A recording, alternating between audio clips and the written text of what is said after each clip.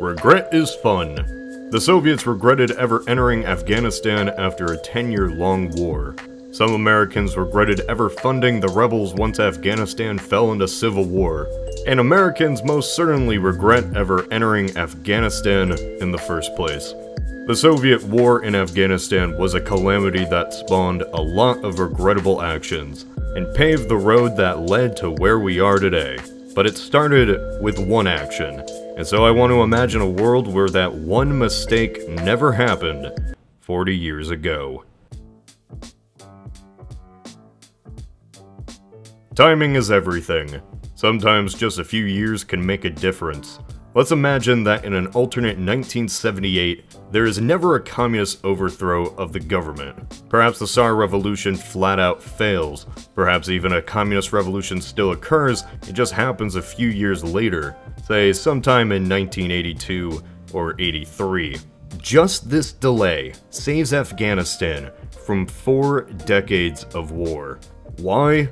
Leonid Brezhnev. The invasion was really the decision of an ineffective and dying man. One last bad mistake in a long line that had practically crippled the Soviet Union. By the end of his reign, the Soviet economy was stagnating, the party was corrupt, and he sent in young men to die in a country they were misinformed about. Brezhnev died just 2 years later after giving that order. Say Afghanistan has a revolt in 85. Brezhnev would have been dead, and after 2 sickly successors in the span of 2 years, Mikhail Gorbachev was now in charge. By just the mid-80s, the problems that had been mounting for 2 decades would now be big enough that an external war is out of the question. Not invading Afghanistan doesn't save the USSR. There are arguments that Afghanistan created a rift between the military and government, so if the war didn't happen, maybe the USSR could have prevented rebellion. But I doubt that Gorbachev would have sent in troops to Lithuania or Eastern Europe once calls for leaving the USSR began. The Cold War was going to end. Without the invasion, Afghanistan just remains a poor, struggling nation attempting to modernize just like its neighbors.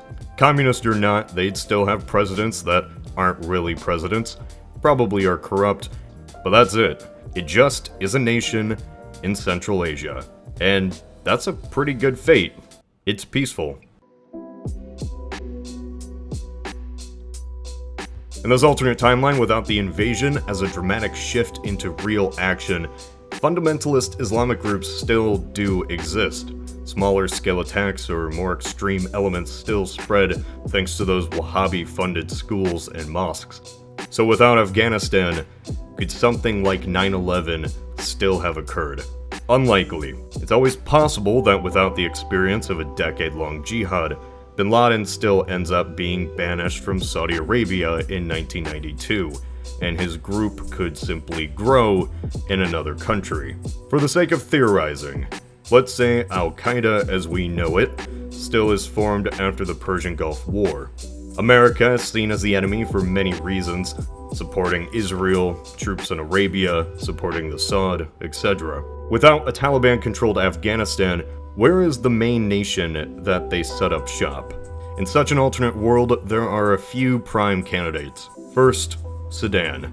In our timeline, Sudan was the group's first home between 92 and 96. They could have conducted attacks against the US from Sudan. By the 1998 bombings, one half of their operation was still in the country, so it's plausible. But just like in our timeline, they couldn't hold a safe and stable presence there for long.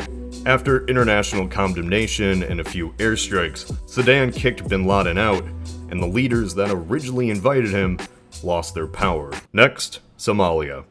It's lawless, and even today, Al-Shabaab, who aligned themselves to Al-Qaeda in 2011, control small parts of the country.